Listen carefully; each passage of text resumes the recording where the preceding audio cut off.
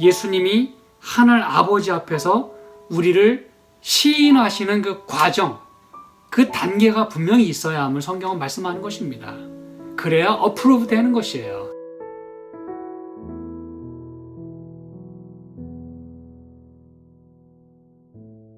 오늘은 제가 일단락 우리 이 재림전 심판에 대한 또 이 구원과 또 우리가 하늘 나라에 가기 위한 또 하나님 앞에 우리가 서야 함을 우리가 이 시간 또 살펴보도록 하겠습니다. 그리고 또 나중에 저희가 또 기회 되는 대로 이 주제에 대해서 또 저희가 살펴보도록 하겠습니다.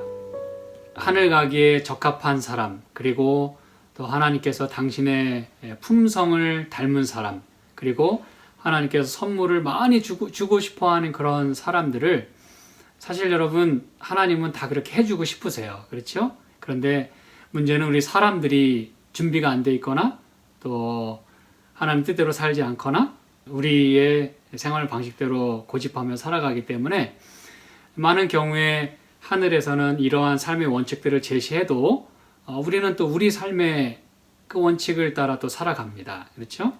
그래서 이제 오늘의 그 말씀을 통해서 저와 여러분이 하나님의 원칙대로 우리가 살아야만 하나님께서 우리를 또 택하시고 또 우리를 계속해서 지키시고 우리에게 마지막 구원을 이루어 주신다고 하는 것을 확인하는 그런 시간이 되기를 제가 바라겠습니다. 캐롤송 가운데도 제가 우리가 이런 캐롤송 들어본 지 참 오래됐죠. 그렇죠? 울면 안 돼 같은 거. 그렇죠? 근데 제가 노래 이렇게 가사를 생각하다가 여러분 산타클로스도 우리가 울면 안 된대요. 그렇죠? 근데 울지 말라고 하면서 이 노래 가사가 어때요? 우는 애들에게는 선물을 안 주신대요. 그렇죠? 산타클로스는 다 알고 계신대요. 누가 착한 애인지 나쁜 애인지. 그래서 짜증도 내면 안 되고, 그렇죠? 잠잘 때나 항상 잘 착한 아이로 그렇게 지내야만 선물을 준다고 하는 그런 노래 가사입니다. 근데 이게 참 새롭게 생각을 하게 됐어요. 그동안은 그냥 캐롤송이구나 그랬는데 여러분 심지어 산타클로스도 누구에게 선물을 줄지 안 줄지를 다 이렇게 판가름합니다. 그렇죠? 그래서 울지 않는 애들에게 선물을 준대요. 모든 걸 다 알고 있대요. 근데 여러분 하물며 하나님께서 이 당신의 자녀들에게 구원의 선물을 주시고 은혜의 선물을 주시는데 이런 정도의 그 심판, 이런 정도의 그 살펴봄 없이 어떻게 하나님이 그런 놀라운 하늘의 선물을 우리에게 주실 수 있겠습니까, 여러분? 그렇죠? 그래서 저와 여러분이 하나님께서는 이 모든 일에 있어서 다 근거를 갖고 계시고 그리고 아주 정의롭고 공의롭게 그렇지만 또 자비와 사랑으로 이런 모든 것들을 행하신다고 하는 것을 우리가 기억할 필요가 있겠습니다. 여러분, 하나님이 이렇게 재림 전에 선한 사람과 또 그렇지 않은 사람, 악한 사람을 분명히 구분하시는 일이 있게 될 거예요. 그거는 그냥 상식입니다. 그렇죠? 상식인데 이 성경에 보면 하나님은 근거를 갖고 계세요. 그냥 하나님이 모든 걸 다 알고 계신다고 해가지고 마음대로 판단하지 않으십니다. 하나님이 하시는 모든 일은 다 공개되어 있고 또 누구나 다 인정할 수 있도록 하십니다. 그래서 성경에는 그걸 가리켜서 뭐라고 단적으로 표현하고 있냐면 그분은 책을 갖고 계신다 그랬어요. 뭘 갖고 계신다고요? 책을 갖고 계세요. 그래서 여기 이제 여러 성경 말씀이 있습니다만 이 다니엘서 이 12장에 보시면 이렇게 얘기합니다. 다니엘서 12장. 이 오늘 우리의 그 시대를 가리켜서 말씀하면서 이렇게 놀라운 말씀을 주십니다. 이 다니엘서 12장 1절. 그때에 내 민족을 호위하는 대군 미가엘이 일어날 것이요. 이 미가엘은 이제 예수님을 가리키죠.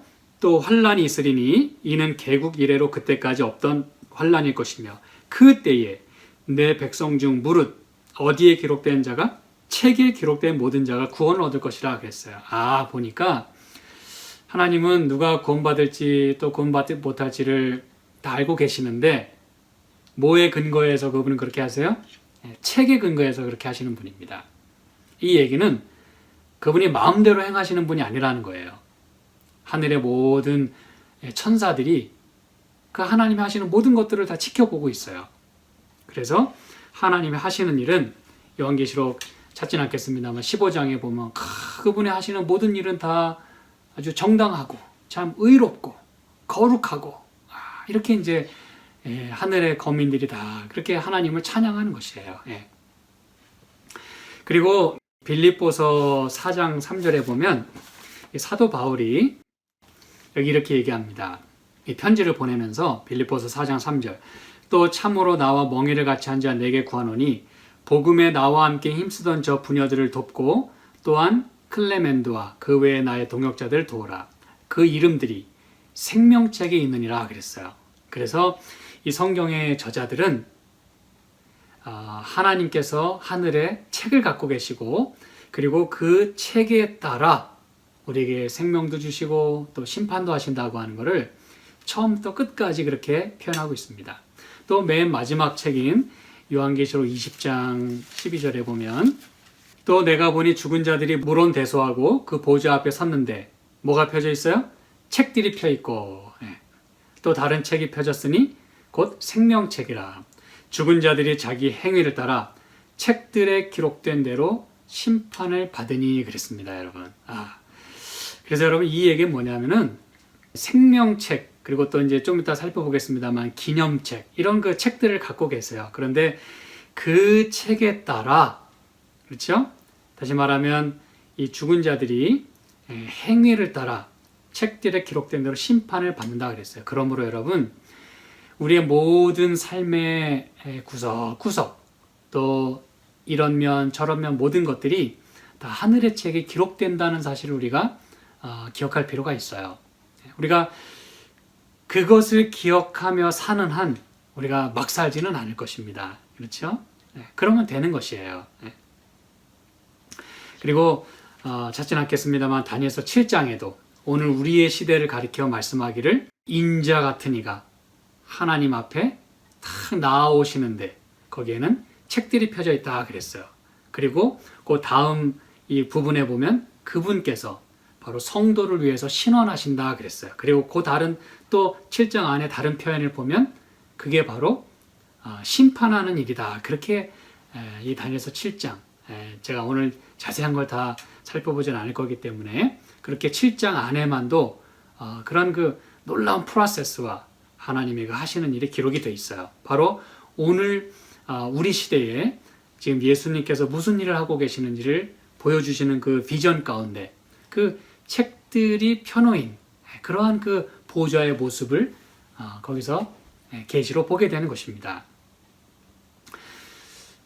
여러분, 그런데 이 책에 기록된 대로 우리가 심판을 받는데, 그렇죠?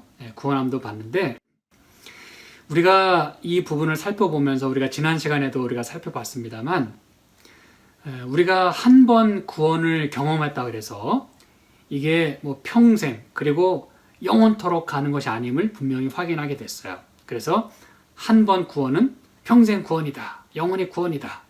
이것은 여러분 대단히 위험한 가르침임을 저희가 살펴보았습니다. 그도 그럴 것이 이 오늘 책과 관련해서 우리의 그 이름이 우리가 이제 지난 시간에 살펴본 것은 우리의 믿음이 후퇴할 수도 있고 우리의 믿음이 약해질 수도 있고 우리가 뒤로 물러갈 수도 있음을 살펴봤어요. 그렇죠? 그래서 우리는 늘 하나님을 의지하며 살아야 될 것에 대해서 살펴봤는데 여러분 이 느헤미야 13장 14절에 보니까 내 하나님이여 이 일을 인하여 나를 기억하옵소서 내 하나님의 전과 그 모든 직무를 위하여 나의 행한 선한 일을 도말하지 마옵소서라고 하는 기도를 드립니다. 여러분 이런 기도를 드려야 될 필요가 있을까요? 느헤미야는 누굽니까 여러분? 이 하나님 백성들을 놀랍게 이 부흥의 불길을 일으키면서 그들을 인도했던 그리고 이 성벽과 이 하나님의 이 전을 짓고 마무리 짓는 이 모든 일에 놀랍게 개입하고 앞장서서 지도했던 놀라운 인물입니다, 여러분. 구원을 받을 사람이 있다면 느헤미야가 구원을 받아야 돼요. 근데 그 느헤미야는 뭐라고 기도합니까? 나의 행한 선한 일을 도말하지 말아 달래요. 그 얘기는 뭐예요? 그는 뭘 알고 있었다는 거예요? 자칫 잘못하면, 그리고 우리가 정말 믿음 가운데 행한다고 하면서도 그렇게 하지 못하게 된다면 우리의 선한 행한 일도 도말될 수도 있음을, 그럴 가능성이 있음을 그는 알고 있었다는 것이에요. 우리가 이 부분을 기억할 필요가 있습니다. 여러분, 모세는 어떻게 기도했을까요? 출애굽기 32장 32절 3절 봅니다. 그러나 합의하시면 이제 그들의 죄를 사하시옵소서. 그렇지 않사오면 원컨대 주의 기록하신 책에서 내 이름을 지워버려 주옵소서. 여러분, 모세도 어떻게 기도하고 있어요? 하나님과 지금 사실은 기도로 협상하고 있는 것이에요. 이 백성을 좀 용서해 달라는 것이죠. 근데 만약 그렇게 하지 않을 것이면 그냥 주의 기록하신 책에서, 다시 말하면 생명책 혹은 기념책, 거기서 내 이름을 지워버려 달래요. 이 얘기는 하나님의 그 기록된 책에서 우리의 이름이 지워질 수도 있음을 얘기하는 것입니다, 여러분. 33절도 이렇게 말하죠. 여호와께서 모세에게 이르시되 누구든지 내게 범죄하면 그는 내가 내 책에서 지워버리리라 그랬어요. 이게 여러분, 하나님께서 분명히 여기 말씀하셨습니다. 범죄하는 그들은, 여러분, 이 이스라엘 백성들은 하나님의 백성들이에요. 그렇죠? 애굽에서 구원을 받아서 나왔어요. 근데 무슨 구원이 필요합니까? 구원이 필요하다는 얘기예요.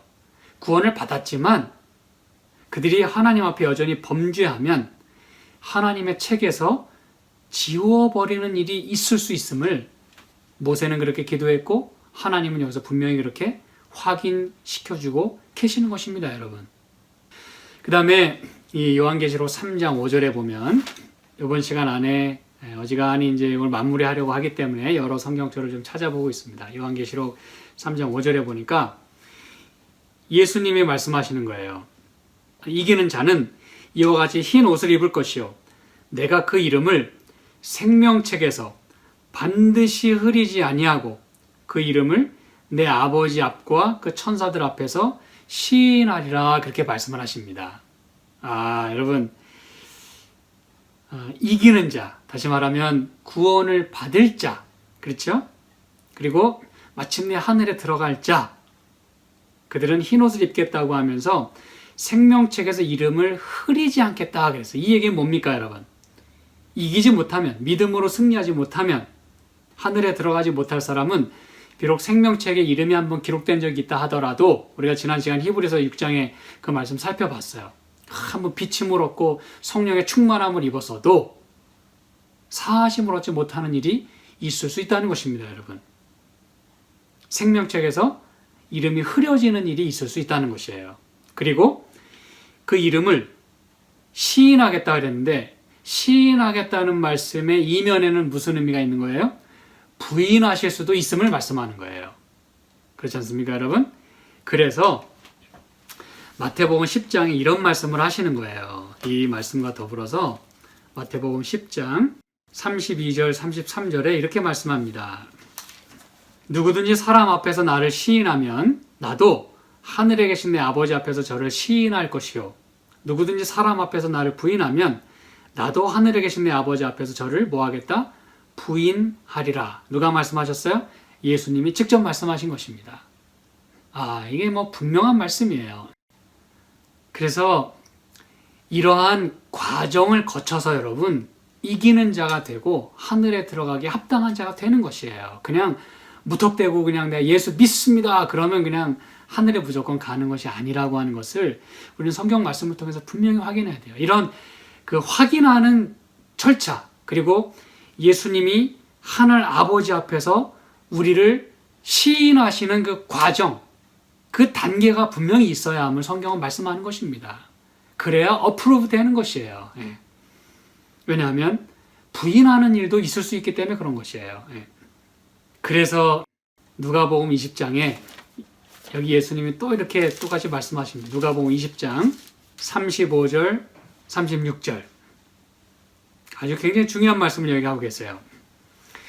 이 이야기의 그 문맥은 이제 그 부활이 없다 하는 그 사두개인 그들이 이제 와서 예수를 시험하면서 묻는 거예요. 아, 사람이 죽으면 뭐 몇째 부인하고 나중에 살게 되는 것입니까? 뭐 이렇게 이제 물었어요. 여기 33절에 보면 7명이 다 저를 아내로 취하였으니 부활 때 그 중에 네 아내가 되리이까? 그때 예수님께서 이제 이 세상의 자녀들은 장가도 가고 시집도 가되 35절 저 세상과 및 죽은 자 가운데서 부활함을 얻기에 합당히 여김을 입은 자들은 장가가고 시집가는 일이 없으며 저희는 다시 죽을 수도 없나니 이는 천사와 동등이요 부활의 자녀로서 하나님의 자녀임이니라 이 말씀을 하시는데 제가 이제 오늘 말씀드리려고 하는 부분은 어디냐? 이 부활에 대한 얘기를 하면서 다시 말하면 저와 여러분이 예수님 오시기 전까지 살아있을 수도 있고 또 죽을 수도 있어요. 그렇죠. 근데 만약에 하늘 가게 된다면 죽은 자들은 부활을 통해서 가게 돼요. 그렇죠. 이거는 분명한 말씀이죠. 그런데 그 부활 때에 여기 35절에 뭐라고 말씀했어요? 부활함을 얻기에 뭐한 자들은 합당히 여김을 입은 자들은 여러분 이 부분에 아주 밑줄을 쫙 그시기 바랍니다. 여러분 뭐 살아서 예수님 맞이할 사람도 이 말씀에 의하면 당연히 하늘 가기에 합당히 여김을 받아야 된다는 걸 전제하는 것이에요. 그래서 죽은 자들은 그들이 어떤 자들이 부활을 하느냐, 어떤 자들이 하늘에 가느냐 하면 부활함을 얻기에 합당히 여김을 입은 자들이 부활한대요, 여러분. 이 얘기를 여러분이 절대 놓치시면 안 됩니다. 그 얘기는 뭡니까? 예수님 오시기 전에 부활하는 일이 있기 전에 합당하다라고 하는 판단을 내리는 과정이 있다고 하는 걸 말해주는 것이에요. 이게 바로 재림전 심판입니다, 여러분. 이 합당히 여김을 받아야 부활할 수 있대요. 나 예수 믿습니다. 그리고 죽는다고 그냥 무조건 부활하는 게 아니라고 하는 것을 말씀하는 거예요. 그래서 여러분 제가 찾지는 않겠습니다. 요한복음 5장에 그렇게 말씀했잖아요. 29절에 누구는 생명의 부활로 나오고 누구는 정죄의 부활, 심판의 부활로 나오겠다 그랬어요, 여러분. 이게 여러분 그 얘기입니다. 어찌 가리는 일이 없이 누구는 생명의 부활로, 누구는 심판의 부활로 나오는 일이 있을 수 있습니까, 여러분? 하나님이 그거 그냥 임의로 그냥 맘대로 하시는 거예요? 아니요. 뭐에 근거해서? 책에 근거해서. 그래서 여러분 이 마태복음 22장에 그 혼인 예복을 입었나 보신다고 하는 말씀이 그래서 나오는 것입니다, 여러분. 제가 이 말씀 여러분에게 깊이 안 드려도 다 아시죠? 그렇죠? 이 비유로 말씀하실 때 예복을 입지 않은 사람을 가려내십니다. 이거는 재림교의 기별이 아니에요. 또 뭐 어느 특정 교파의 교리도 아닙니다. 이건 성경 말씀이에요. 예수님의 말씀입니다. 그 놀라운 그 예수님의 혼인 잔치에 참여하는 자들은 혼인 예복을 입어야 된대요. 근데 여기 이제 마태복음 22장 14절에 보면 청함을 받은 자는 많되 택함을 입은 자는 적으니라 그랬어요. 이게 무슨 얘기인지 아시겠습니까, 여러분? For many are invited, but few are chosen. 이렇게 말씀합니다. 십자가로 인해서 모두에게 다 인비테이션 카드가 다 주어졌어요, 여러분. 아주 차별 없이 모든 자에게, 의인이나 악인이나 모든 자에게 다 하나님이 초청하셨어요. 내가 너희를 초청한다. 그리고 죽으셨어요. 원래는 우리가 초청받을 만한 자격이 없는 사람들입니다. 그렇죠? 그런데 예수님의 십자가가 바로 모두에게 다 초청을 한 것이에요. 나에게 와서 생명수를 마시고 나에게 와서 구원을 경험하고 나의 성품을 담고 내 구원을 경험하라고. 그런데 택함을 입은 자는 적다 그랬어요. 여러분 뭐 청함을 받았으면 다 되는 거 아닙니까? 인비테이션 카드 다 받았으면 되는 거 아닌가요? 근데 이 성경은 그게 아니랍니다. 택함을 입어야 된대요. 혼인 예복을 입어야 된대요, 여러분. 여러분, 그럼 혼인 예복이 무엇입니까? 요한계시록 19장에 저는 이 말씀을 너무나 잘 알고 있어요, 여러분. 요한계시록 19장 7절부터 보시면은 우리가 즐거워하고 크게 기뻐하여 그에게 영광을 돌리자. 어린 양의 혼인 기약이 이르렀고 그 아내가 예비하였으니. 이제 이게 혼인 잔치 이야기예요. 어린 양의 혼인 잔치. 그렇죠.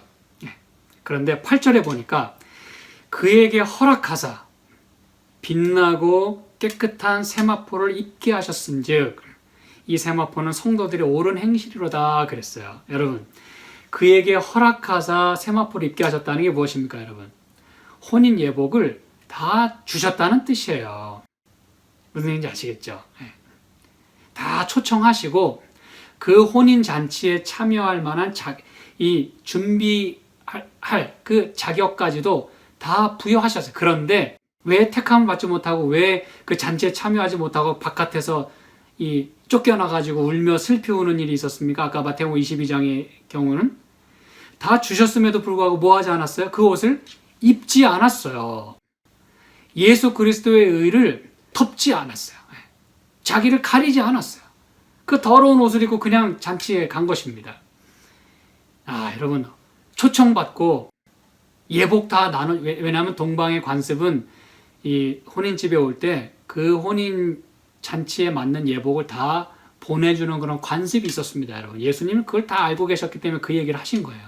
그럼에도 불구하고 예복을 입지 않고 왔다는 얘기는 자기의 의지적으로 그렇게 하지 않았다는 것이에요. 몰라서요? No.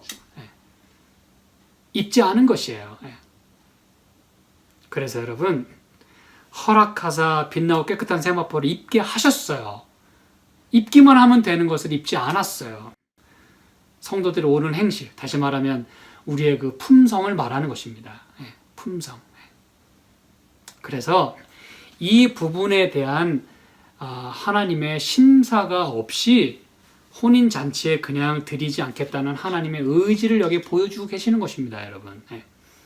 이게 우리 얘기가 아니에요. 예수님의 이야기고 하나님의 방법입니다, 여러분.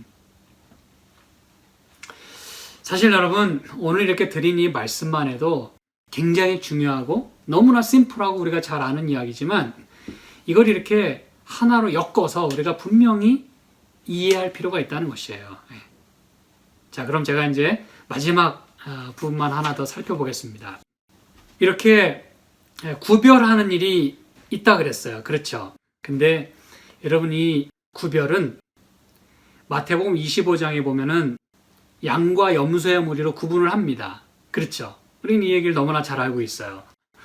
예수님 오실 때 양의 무리와 염소의 무리를 나눕니다. 거기에는 이제 선한 일을 행한 자, 그렇죠? 하나님의 품성을 가진 자들이 어떻게 구원을 받는지, 양의 무리에 속하는지, 또 염소의 무리에 속하는 자들은 왜 그들이 구원을 받지 못했는지에 대한 이야기가 다 나와요.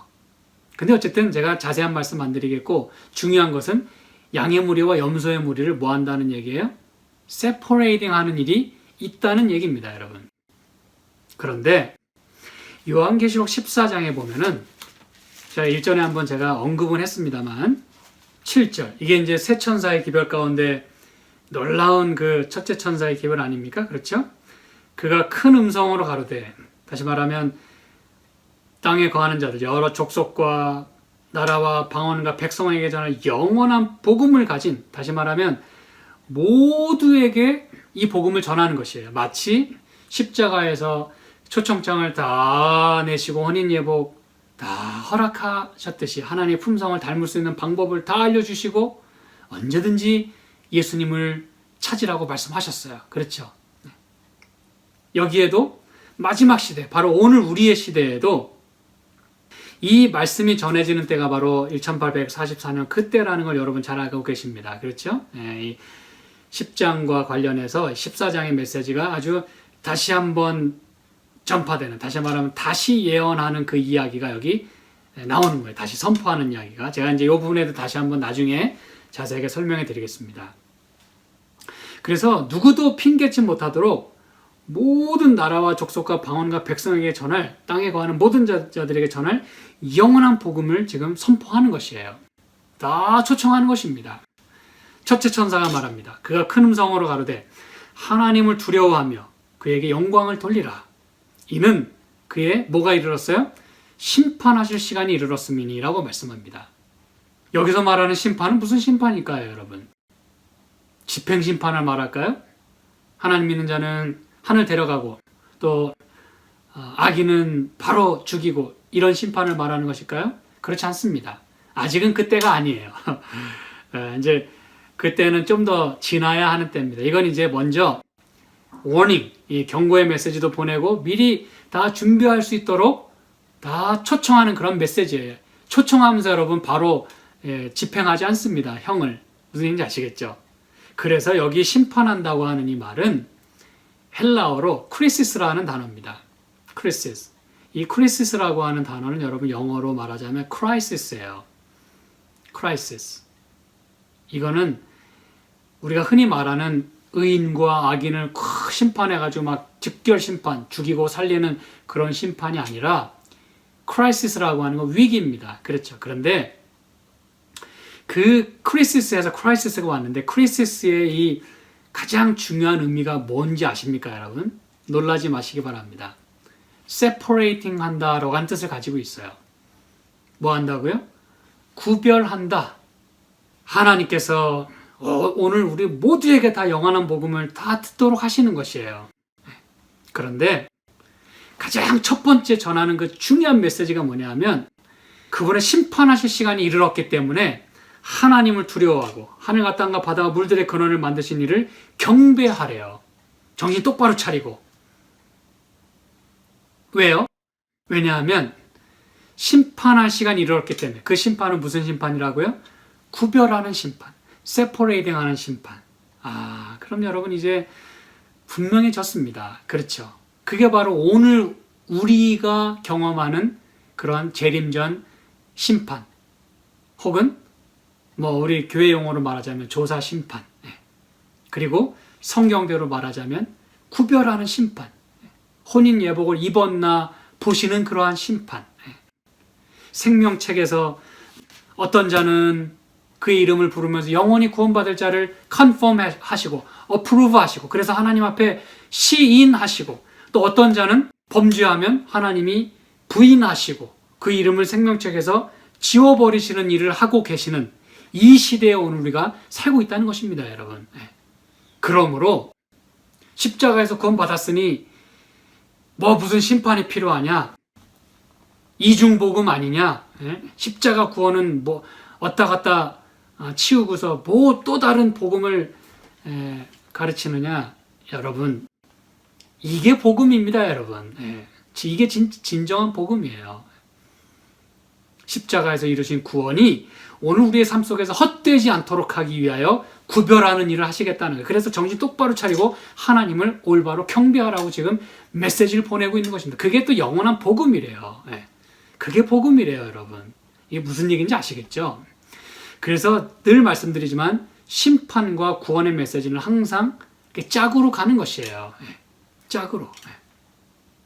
하나님이 지금 우리를 하나님의 그 책에서 우리를 시인하시고 우리를 인정해 주시고 그렇게 컨펌해 주시는 그게 바로 영원한 복음의 메시지 가운데 들어간다고 하는 사실입니다, 여러분. 자, 그래서 제가 여러분에게 성경절 하나만 더 좀 소개해 드리겠습니다. 아주 놀라운 말씀이기 때문에 이 말라기서 3장에 보니까요. 뭐 11조에 대한 얘기도 하고 뭐 그 말씀을 하시면서 이제 13절부터 이제 4장 1절까지의 이야기가 이제 뭐 심판의 이야기 또 하나님께서 우리와 이렇게 변론하시는 그런 이야기가 나오는데 여러분이 이 내용을 다 읽어보시면서 16절 말라기 3장 16절 그때에 여호와를 경외하는 자들이 피차에 말하매 여호와께서 그것을 분명히 들으시고 여호와를 경외하는 자와 그 이름을 존중히 생각하는 자를 위하여 여호와 앞에 있는 기념책에 기록하셨느니라. 분명하죠. 그렇죠? 하나님께서 하나님을 경외하는 자와 그 이름을 존중히 여기는 자를 위하여 기념책에 기록을 하신대요. 이게 이제 우리가 아까 맨 처음에 살펴본 그 말씀입니다. 그러면서 뭐라고 말씀하세요? 17절. 만군의 여호와가 이르노라. 내가 나의 정한 날에 그들로 나의 특별한 소유를 삼을 것이요 그랬어요.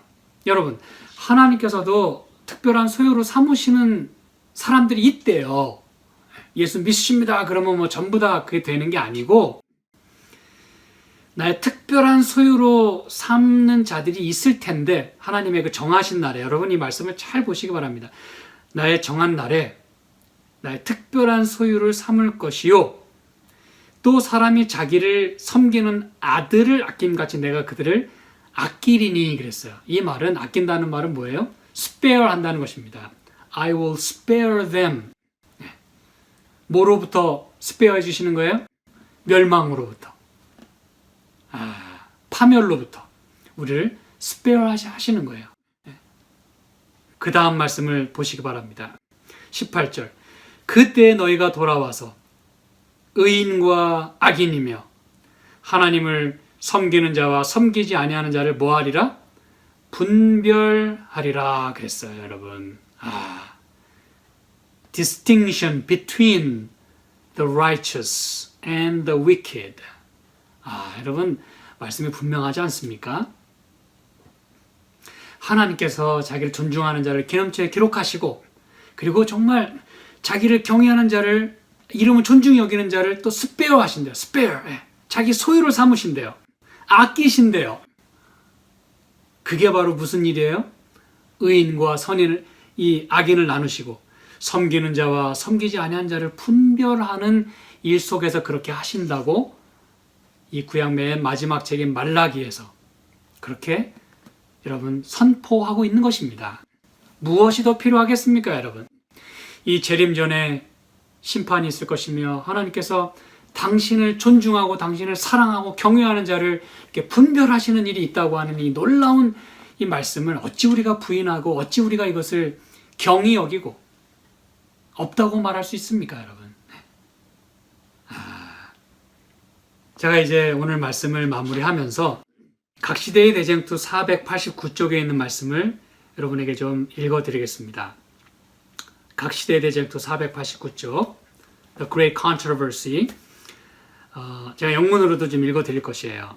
먼저 영문으로 읽어드릴까요? The intercession of Christ in man's behalf in the sanctuary above is as essential to the plan of salvation as was his death upon the cross.